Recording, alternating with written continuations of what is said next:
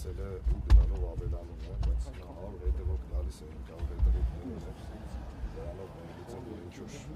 էֆեկտիվ քայլ է սարել քաղաքականության մեջ կամ դեբատներին հաջողություն է գրանցել եւ քեզ 5 հարց են տալիս 5 հարցին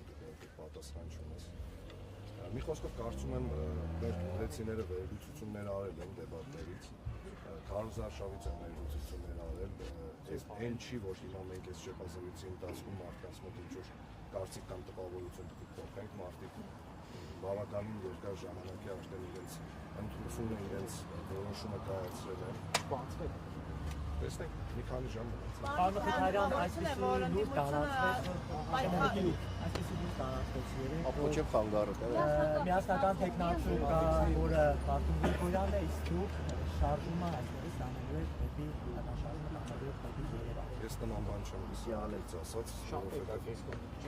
ոչ մի տեխնացու հետ, ոչ մի տեսակ քննարկում իմ գործանում դեպքում չի եղել, ոչ մի տեխնացու Այսօր վարչական ռեսուրսը հանդիպում եղել են հանդիպումներ եղել են պատահական եւ ընկերոջ մոտ հանդիպել են պատահական հարցումի Ղարաբաղյան ոչ մի բան չեն քննարկել բացի հավի տղան են մորցան ընթացիկ ինչ-որ բաներ երկնաք եւ հանդիպում տեսել եք մնացել են Մարտունին եմ տեսել, Սիմոնին եմ տեսել եւ Պարոն Ավագանու մանդատը պահելու եք, եթե մեծամասնություն չկազմում եք, բայց անցնեք դուք անձամբ Ավագանի անդամ։ Եվ փոխ քաղաքապետ պատրաստ եք աշխատել նաև այս նույն Ժողով ջան, Ավագանի մանդատի երաշխի պահելու են, մնացած հարցերը ընտրություններից հետո գիշերը բաց կդառնա։ Պարոն Խիթարյան, ի վերջո բաց եղած էս համար ինչու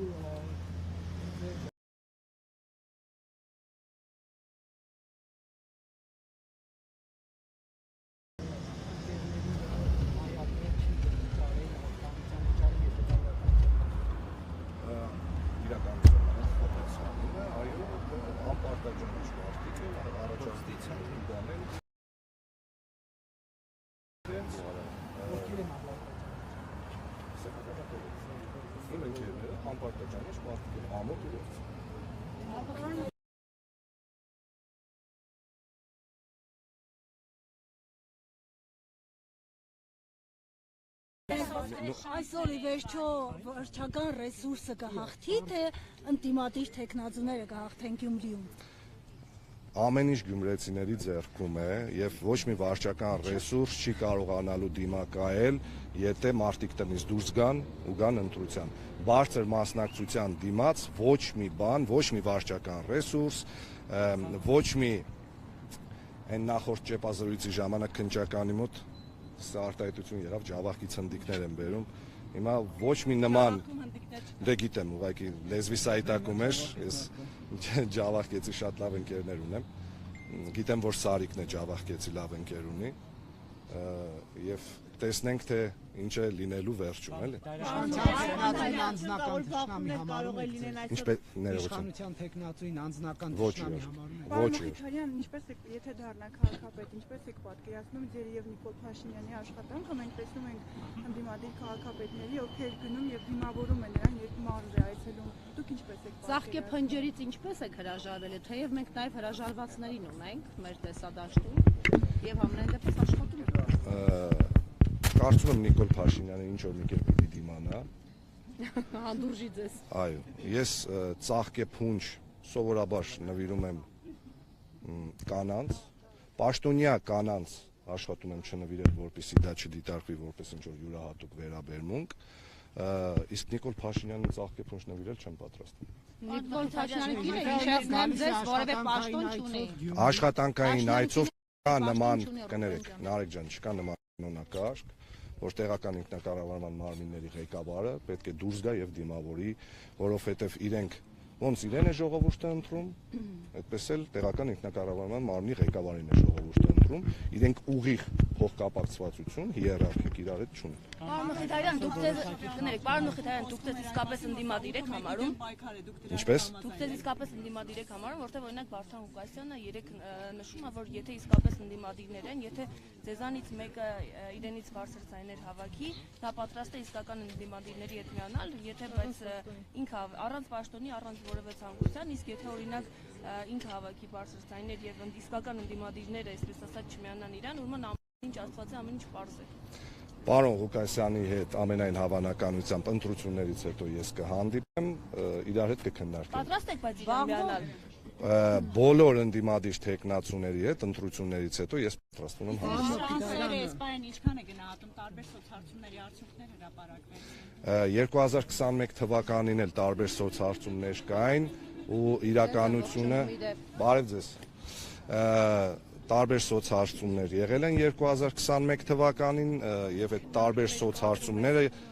մեծամասամբ ճիշտ դուրս չեն եկել, այնպես որ ես կարծում եմ, որ սա հեշտական դեպքերից մեկն է լինելու, որովհետեւ կներեք 2018 թվականից հետո Հայաստանի Հանրապետությունում տեղի ունեցող process-ները ոչ մի տրամաբանական գիտական վերլուծության չեն ենթարկվում։ Հիմա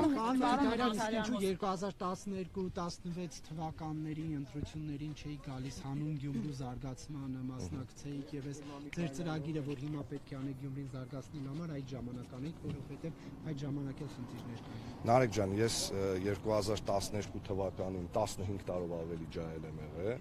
15 տարով ավելի անփորձ, 15 տարով ավելի ոչ հմուտ ղեկավար, որովհետև ես ղեկավար պաշտոններ սկսել եմ զբաղեցնել հենց 2012 թվականից։ Այդ ընթացքում իհարկե մեծացել եմ, հասունացել եմ, կոփվել եմ, կառավարչական ձիրք եմ ձեռք բերել եւ մտածել, որ այդ ժամանակ իմ պատկերացումների դեպ անկեղծ ասեմ 2010-15 թվականներին այն ամեն ինչը որ ես օրինակ էլի իմ քաղաքի մասին մտածել եմ, որ այս կարելի է անել։